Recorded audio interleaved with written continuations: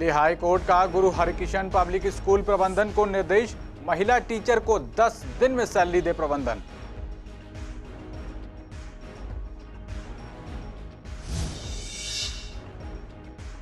BJP आप में राजनीतिक उठापटक का दौर, बीजेपी शासित एमसीडी के खिलाफ आपका प्रोटेस्ट, एमसीडी पर 2500 करोड़ के घोटाले का आरोप लगाकर की सीबीआई जांच की मांग।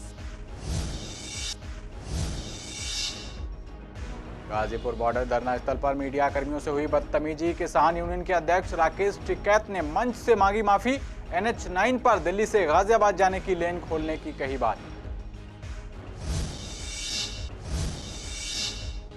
इंग्लैंड में नए तरह का कोरोना वायरस मिलने पर राजीव गांधी हॉस्पिटल के nodal officer doctor Ajit Jain से खास बात, बोले डॉक्टर जैन, नया वायरस पहले से करीब 70% ज्यादा खतरनाक।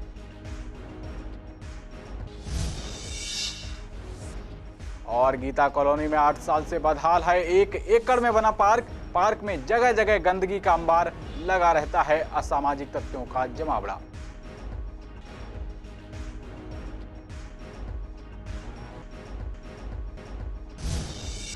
नमस्कार, आप देख रहे हैं पूर्वी दिल्ली खास और मैं हूं आपके साथ पवन पांडे।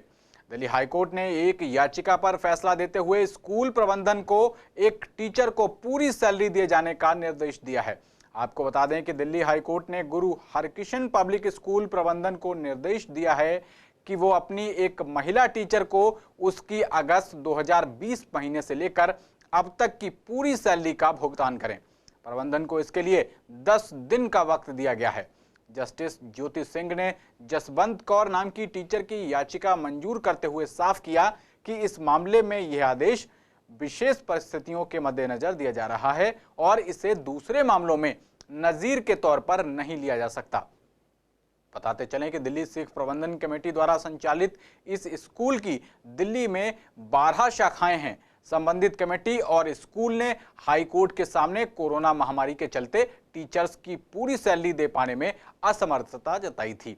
वहीं जसवंत कौर नाम की टीचर का कहना है कि उन्हें अपने बेटे को विदेश में पढ़ाई के लिए एजुकेशन लोन लेना है, जिससे सैलरी में कटौती की वजह से दिक्कतें आ रही हैं। जसवंत कौर ने ये कहते हुए हाईकोर्ट से अपनी सैलरी दिलाने का अनुरोध किया था। गुरु हरकिशन पब्लिक स्कूल्स जो कि दिल्ली सिख गुरुद्वारा कमेटी के अधीन चलते हैं, उनमें सैलरीज की प्रॉब्लम पिछले कई वर्षों से चली आ रही है, परंतु दिल्ली हाईकोर्ट के आदेश के अनुसार कोविड के चलते हुए 60% सैलरी देने के ऑर्डर जो थे वो लॉकडाउन के दौरान दिए गए, परंतु लॉकडाउन ख़त्म होने के बाद भी अभी तक ये 60% सैलरी ही चली आ रही है। जबकि स्कूल में फीस आनी भी शुरू हो गई है और गुरुद्वारा की आमदनी भी जो है वो बढ़ गई है, लेकिन टीचर्स के लिए अभी भी 60% सैलरीज ही आ रही हैं। जबकि मॉनिटरिंग पीरियड ख़त्म हो चुका है और EMIs भरने के लिए बहुत परेशानी आ रही है। बहुत सारे टीचर्स जो अपने PF निकलवाने के लिए बाध्य हो चुके हैं, बहुतों ने FDRs तोड़वा ली हैं। जो उनकी बुढ़ापे की सेविंग्स थी उनको वो खर्च कर रहे हैं, लेकिन गुरुद्वारा कमेटी और ये गुरु हरकिशन पब्लिक स्कूल्स अपने टीचर्स की हालात पर तरस नहीं खा रहे और इनको सैलरी पूरी रिलीज़ नहीं कर रहे हैं।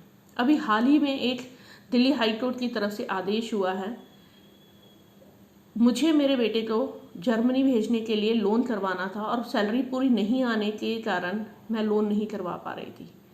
तो सिर्फ एक ऑर्डर मेरे लिए ही आया है कि आप इस टीचर की सैलरी यानी मेरी सैलरी अगस्त से लेके अब तक जो भी पेंडिंग है पूरी रिलीज़ करो 10 दिन के अंदर। ये ऑर्डर सिर्फ मेरे लिए ही बाध्य है और ऐसे मेरे जैसे ना जाने कितने लोग होंगे जो कोर्ट के दरवाजे तक पहुँचे ही नहीं है अभी, जिनको पता नहीं कितनी प्रॉब्लम होगी, जिनके घर में मेडिकल प्रॉब्लम्स होगी, उनका क्या, बोलते बोलते मेरा गला भरता है उनके सोचते हुए। कैसे चल पा रहे हैं उनके घर? अब तो हमारी सेविंग्स भी खत्म हो गई हैं। दिल्ली में इन दिनों बीजेपी और आम आदमी पार्टी में राजनीतिक उठापटक का दौर चल रहा है।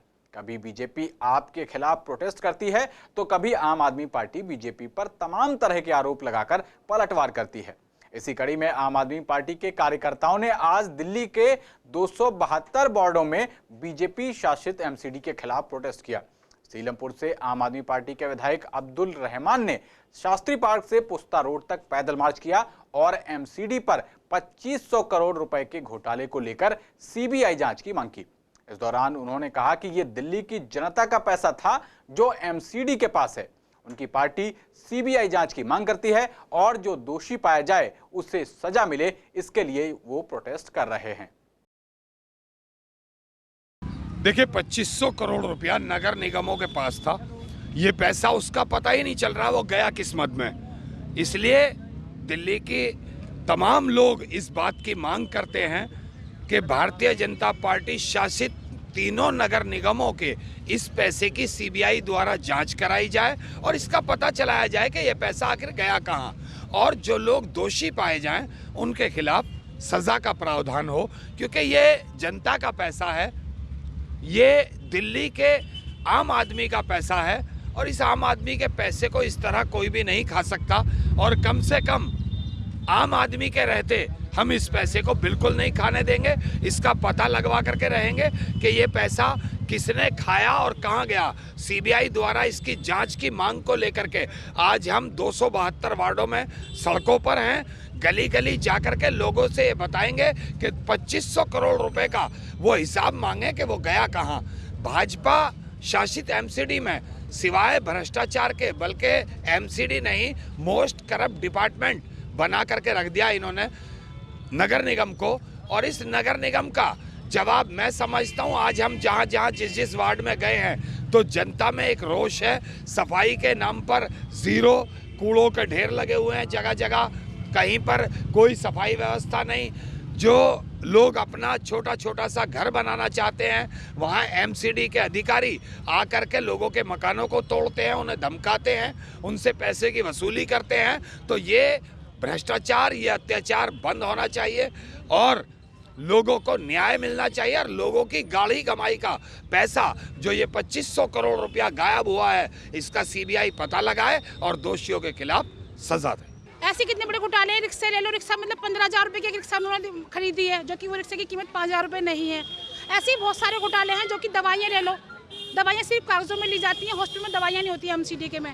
अब डॉक्टरों की ले लो, डॉक्टरों को सैलरी नहीं मिली, जबकि कोरोना योद्धा असली हमारे डॉक्टर्स हैं जो एमसीडी के हॉस्पिटल में उन्होंने काम किया है। अपनी जान को ना देखते हुए, जबकि घर से लोग निकल नहीं रहे थे, दिन रात उन्होंने लग के मेहनत की। उनकी क्या गलती है? उनके घर में राशन नहीं है, उनके घर में दूध के पैसे नहीं है, फीस नहीं भरी गई, सैलरी नहीं दे रहे उन लोगों की। आखिर पैसा जा कहाँ रहा है? जा यूँ रहा है पैसा कि मोदी जी ने ऐलान कर दिया है कि अगली बार जो पार्षद है उनको टिकट मिलने वाला नहीं है। तो ये 5 साल लेना है तो उन्हें अपने घर भरने, अपनी जेब भरनी है, तो लगातार अपनी जेब भरने का काम कर रहे हैं।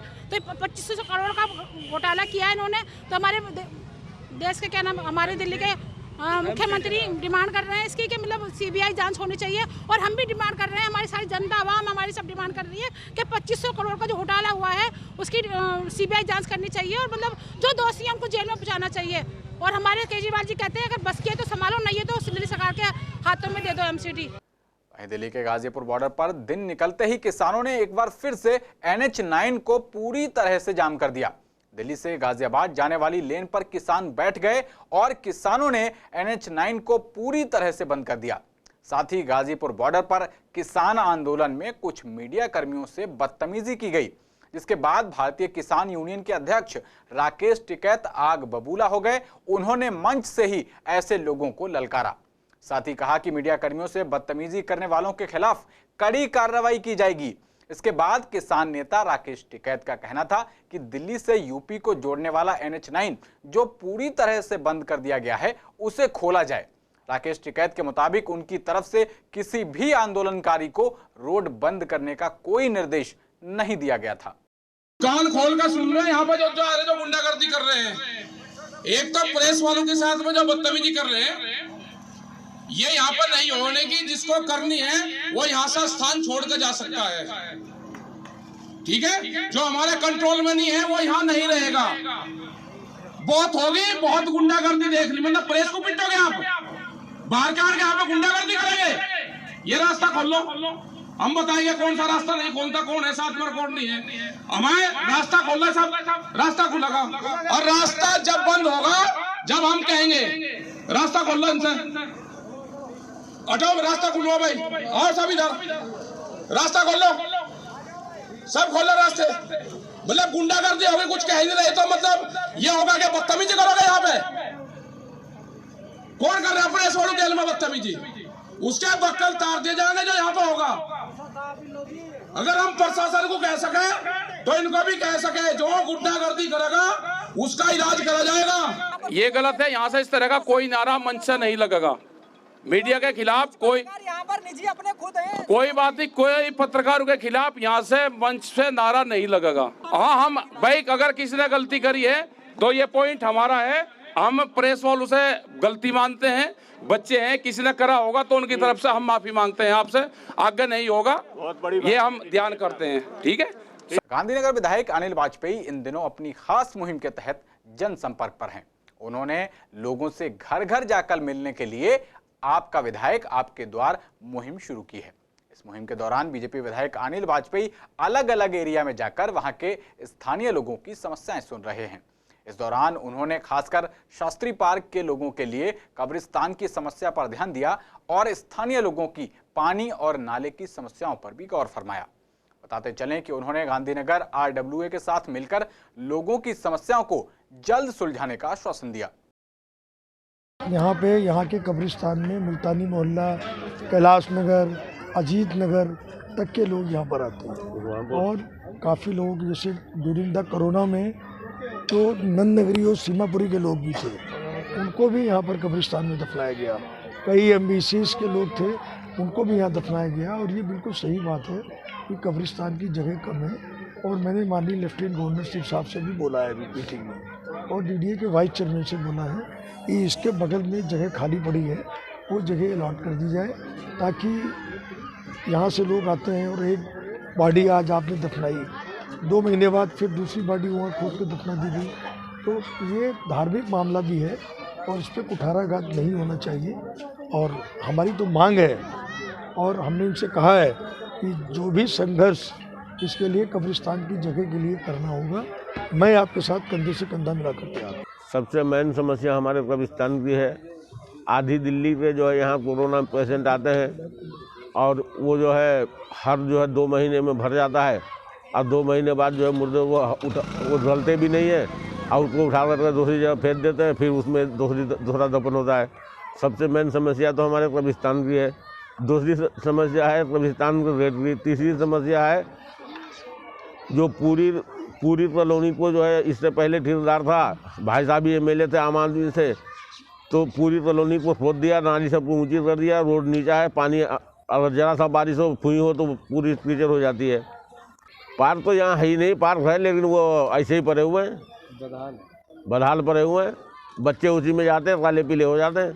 खबरों में आगे बढ़ते हैं। वहीं सीलमपुर से आम आदमी पार्टी के विधायक अब्दुल रहमान ने मौजपुर वार्ड की बिस्मिल्लाह मस्जिद के पास 2 गलियों के निर्माण कार्य का उद्घाटन किया। विधायक के मुताबिक ये दोनों सड़कें लगभग 1 महीने में बनकर तैयार हो जाएंगी। आपको बता दें कि ये सड़कें आसपास की 6 गलियों को जोड़ती हैं। इनके बनने से स्थानीय लोगों को काफी सहूलियत होगी। इस दौरान विधायक को क्षेत्रीय जनता ने माला पहनाकर मुबारकबाद दी। इसके अलावा विधायक को क्षेत्र की जनता ने कई समस्याएं बताईं।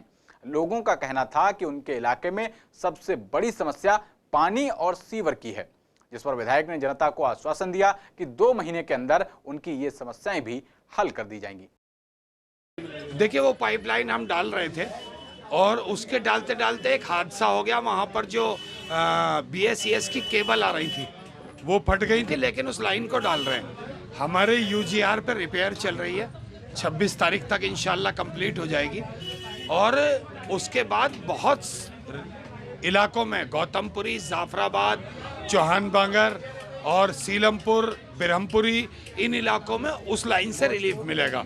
लेकिन मौजपुर के लिए हमने एक स्पेशल लाइन डाली थी जो हम सीधा गौतमपुरी से लेकर के आए थे और ला करके हमने मदर, ये डेयरी है बाहर गंगा डेयरी, इसके पास में हमने उस लाइन को जोड़ा है। उससे काफ़ी हद तक प्रेशर बढ़ा है, लेकिन कई जगह पर लाइनें पता नहीं क्या उनमें दिक्कत है जो पानी नहीं पहुंच पा रहा। मेरे AE साहब, मेरे JE और मेरे मेट तीनों यहाँ मौजूद हैं, उन्हें दिखा दिया गया है और अल्लाह ने चाहा तो 1 वीक के अंदर अंदर इनका हल निकालेंगे। और अगर हमें पाइप बदलना पड़ा तो इसका एस्टीमेट तत्काल प्रभाव से बनवाएंगे और फटाफट करके इसका पाइप डलवा करके इन लोगों की समस्या को दूर करेंगे।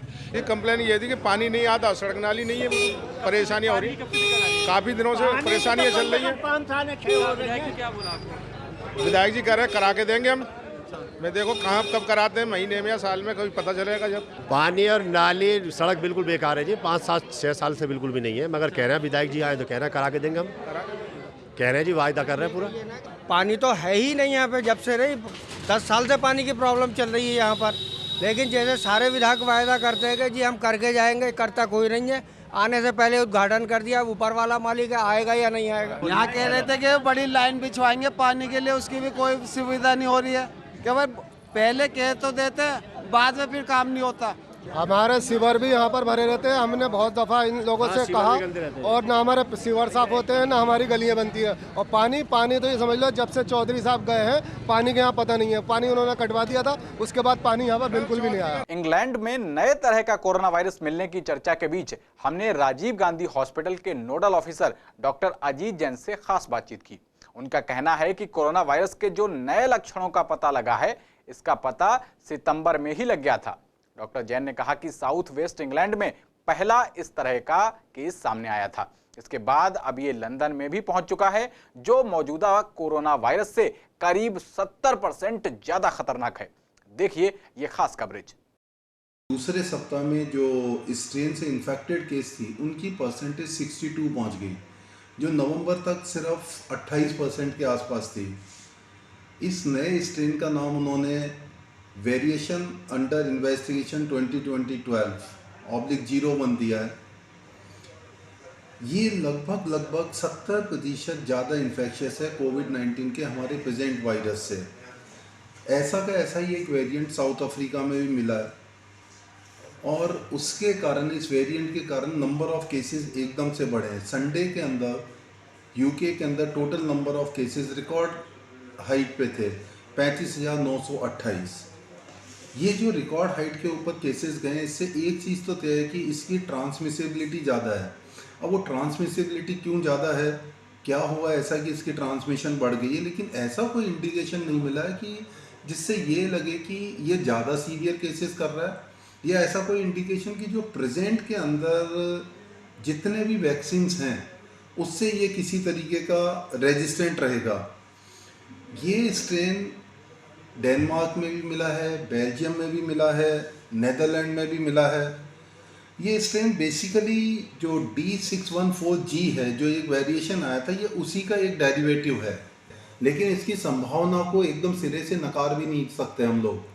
तो हमें देखना पड़ेगा वक्त के साथ में कि ये नया स्ट्रेन कहाँ तक और कितना है।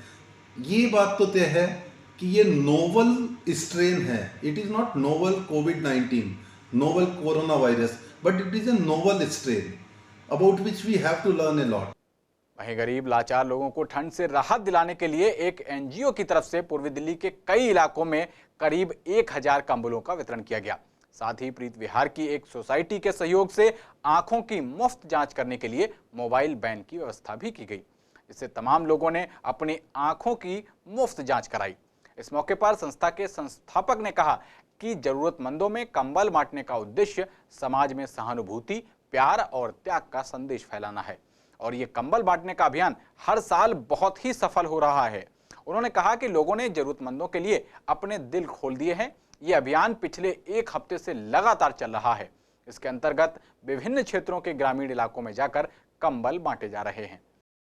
फ्री आई चेकअप हो रहा है यहाँ पे, और हम यहाँ पे कंबल डिस्ट्रीब्यूट कर रहे हैं। हमारे सारे मेंबर्स ने पैसे इकट्ठे करके काफ़ी ज़्यादा, मतलब 1000 के करीब हमने ये ब्लैंकेट्स खरीदे हैं, और अभी हम सबको डिस्ट्रीब्यूट कर रहे हैं। तो यहाँ पे ऑल एज ग्रुप के लिए आई टेस्ट हो रहा है। यहाँ पे उनको अगर नंबर है तो नंबर दिया जा रहा है, क्योंकि आईज़ जो है काफ़ी कमज़ोर हो जाती हैं लोगों की, सीनियर सिटीजन्स को, बच्चों की, तो उनका पहले ही जांच हो जाए ना तो इलाज अच्छा हो पाता है। पहले हमने 500 कंबल जो रात को सोते हैं लोग, कोई पटरी पे कहीं, उनको दिए। आज हमने यहाँ जो सोसाइटीज़ के अंदर हैं या सोसाइटीज़ के आसपास जो रिक्शा वाले या इस तरीके के मेट्स वगैरह, आज उनको दिए हैं। तो रोशनी ट्रस्ट वक्त पे अपने ये काम करती रहती है। हर साल हम लोग कंबल बांटते हैं। 50 कंबल से शुरू किया था, आज हम लोग 1000 कंबल बांटने में सक्षम हो पाए हैं। और इसमें हमारे रोशनी ट्रस्ट के जितने सदस्य हैं और आईपी एक्सटेंशन के जितने निवासी हैं, जो रिहाइश में जो रहते हैं, सब लोगों का बहुत ही बड़ा योगदान है और उन्होंने इस बार पूरा अपना दिल खोल के योगदान दिया है गरीबों की और जिस ज़रूरतमंदों की सेवा करने के लिए, जिसके कारण हम लोग इतने लोगों को 1000 लोगों का जो है कंबल बांटने में सक्षम हो पाए हैं। पूर्वी दिल्ली की गीता कॉलोनी का पार्क 8 साल से बदहाल है। 1 एकड़ में बने इस पार्क में जगह जगह गंदगी के अंबार लगे हैं।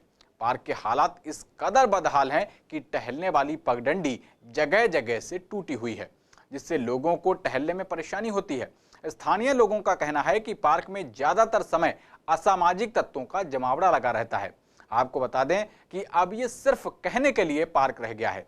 पार्क की बेसिक चीजें कही जाने वाली चीजें जैसे पेड़ और बेंच तक नहीं है।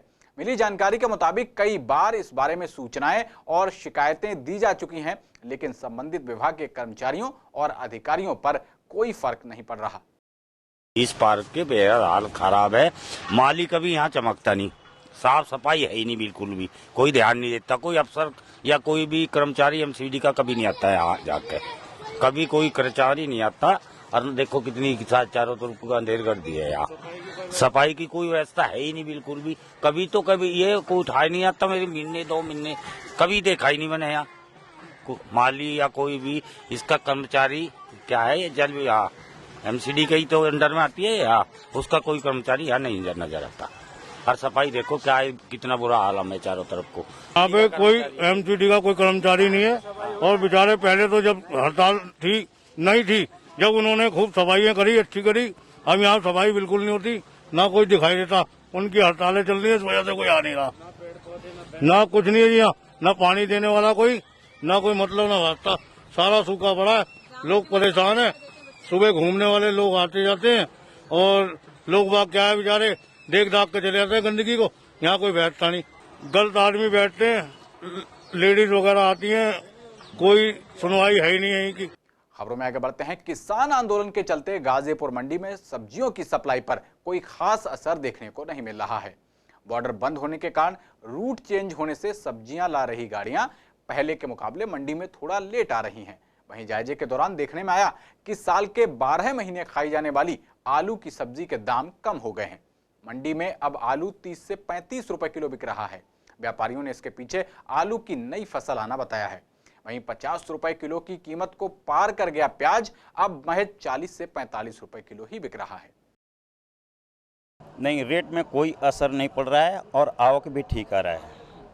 आंदोलन से कोई फर्क नहीं पड़ा है, क्योंकि एक आंदोलन किसान का है और किसान की फसलें कोई व्यापारी नहीं चाहेगा कि बर्बाद हो, क्योंकि किसान से ही व्यापारी है, इसलिए आवक आ रही है और किसानों का माल बिक रही है। नहीं, कोई असर नहीं पड़ रहा है। अभी तो डाउन है प्याज, हाँ, कम से कम 200-300 रुपये मन पे डाउन है। अलवर की निकल गई, इंदौर की फसलें निकल गई, कोटा की निकल गई, इसलिए नई फसलें आ गई, इसलिए रेट डाउन है। आलू भी बहुत डाउन है, 1400 रुपये था, आज 600 रुपये कट्टा हो गया है, वो भी डाउन है, क्योंकि पंजाब की फसलें नहीं निकल गई है, इसीलिए रेट डाउन है। गाड़ी तो समझिए कि नाइट में आ ही जा रहा है, कोई लेट नहीं चल रहा है उसी हिसाब से, क्योंकि ड्राइवर का रूट हो जाता है ना कि इतना टाइम लगेगा, तो जल्दी वहाँ से निकल जाते हैं, तो टाइम से आ जा रहा है। सप्लाई में सर कोई असर नहीं पड़ा? कोई असर नहीं पड़ा है। देखिए सर, सब्जी मंडी पे अभी कोई फर्क नहीं पड़ा है किसान आंदोलन का, क्योंकि सप्लाई पे कोई इफेक्ट नहीं हुआ है। कारण क्या है, जो रास्ते की गाड़ियां हैं वो सुरक्षित मंडियों तक पहुंच रही हैं, माल पूरा आ रहा है, रेट नहीं बढ़े हैं किसी भी सब्जी के। देखिए सर, आज का जो प्याज का रेट है वो लगभग 25 से 30 रुपये किलो बढ़िया प्याज थोक में यहाँ बिक रहा है। जो पिछले 15 दिन से यही सेम रेट चल रहा है, 25 से 30 थोक भाव है अच्छे माल का। पहले सीधे बॉर्डर से अंदर आ जाती थी गाड़ियाँ, फिलहाल अल्टरनेटिव रास्ते जो खुले हैं उन्हीं रास्तों से गाड़ियाँ आ रही हैं। डायरेक्ट बॉर्डर से जो अंदर नहीं आ रही, घूम के आना पड़ रहा है गाड़ियों को। स्थिति सर ये है, कुछ लोग डर रहे हैं माल भेजने वाले, वहाँ से किसान जो हमारे पास माल भेजता है वो डर रहे हैं कि कहीं बॉर्डर सील हो, इसलिए माल कम भेजने की कोशिश कर रहे हैं, लेकिन फिर भी माल दूसरे रास्तों से घूमकर मंडियों में पहुंच रहा है, पर्याप्त मात्रा में पहुंच रहा है। इस बुलेटिन में मेरे साथ इतना ही। बाकी खबरों के लिए देखते रहिए CCN। नमस्कार।